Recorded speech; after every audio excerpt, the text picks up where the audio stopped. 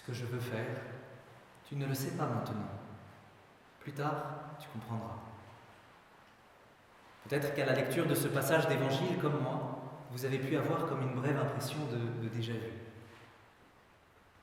En effet, mardi, le texte que nous proposait la liturgie était curieusement à la suite de celui que nous venons d'entendre aujourd'hui. Et encore une fois, le Christ faisait cette réflexion à Saint Pierre. Là où je vais, tu ne peux pas me suivre maintenant. Tu me suivras plus tard. Mais quel est donc ce mystère, cet horizon prophétisé par le Christ ? Mardi, Jésus annonçait à Pierre sa passion et sa résurrection. Et dans l'évangile d'aujourd'hui, le Christ lui donne les clés de ce mystère. C'est un exemple que je vous ai donné afin que vous fassiez vous aussi comme j'ai fait pour vous. L'amour dans le service de l'autre, l'amour jusqu'au bout, jusqu'à donner sa vie pour celui ou celle que l'on aime. Oui, Pierre, là où je vais, tu ne peux pas me suivre maintenant, mais tu me suivras plus tard. Cependant, je m'interroge encore. Pour quelle raison le Christ s'adresse-t-il spécifiquement à Pierre ? Après avoir renié 3 fois, le Christ au moment de la Passion, Saint Pierre, à la fin de l'évangile de Jean, a été réinstauré dans sa mission de pasteur de l'Église. Sois le berger de mes agneaux, sois le pasteur de mes brebis, sois le berger de mes brebis. Saint Pierre a reçu une charge, une responsabilité sur les autres disciples de Jésus. Et cette responsabilité, il est appelé à l'exercer selon la logique du service. Oui, celui qui veut être le plus grand sera serviteur. Et celui qui parmi nous veut être le premier sera notre esclave.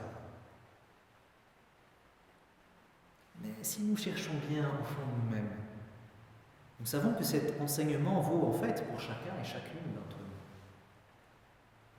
Il y a de très nombreuses manières d'exercer une responsabilité sur d'autres personnes, d'être au-dessus d'une certaine manière d'un autre. Un président de la République exerce une responsabilité sur ses concitoyens. De même pour un monarque, mais aussi pour un chef de service en hôpital, pour une manager, une chef de rayon, un éducateur, un parent. Tant d'exemples qui manifestent une même réalité. Des personnes nous sont confiées. Au XIIIe siècle, afin de faire comprendre au roi de Chypre l'importance justement de la charge qui lui avait été confiée, saint Thomas d'Aquin, un religieux, grand docteur de l'Église, lui avait expliqué qu'un roi ressemble à Dieu lorsqu'il agit dans son royaume de la même manière que Dieu agit dans le monde. Il s'agit pour le roi d'imiter Dieu. Le roi est alors ministre de Dieu et son ministère est service. Il agit à la place de Dieu et participe au sens le plus fort du terme à l'autorité essentielle de Dieu. Et en contrepartie, il a une responsabilité vis-à-vis de son peuple. Et bien de la même manière, nous sommes, nous aussi, des ministres de Dieu. Il nous a été confié des frères, des sœurs, des enfants. Et notre ministère est aussi celui du service. Comme le disait saint Don Bosco à ses confrères, il est toujours plus facile de s'irriter que de patienter, de menacer un enfant que de le persuader. Cependant, est-ce qu'un serviteur menacerait son maître ?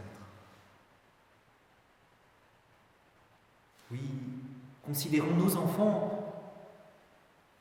comme nos enfants ceux sur lesquels nous avons un pouvoir à exercer.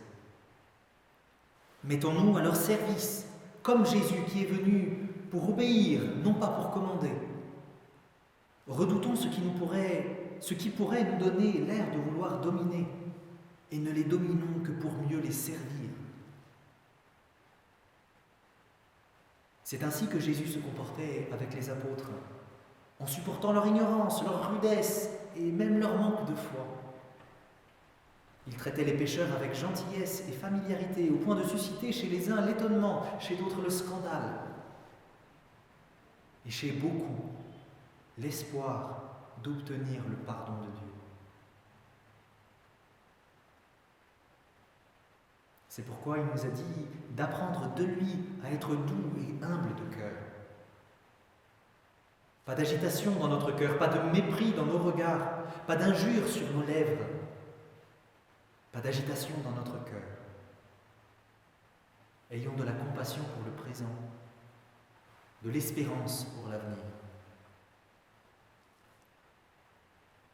Dans les cas très graves, il vaut mieux vous recommander à Dieu, lui adresser un acte d'humilité que de vous laisser aller à un ouragan de paroles qui ne font que du mal à ceux qui les entendent et d'autre part ne procurent aucun profit à ceux qui les méritent.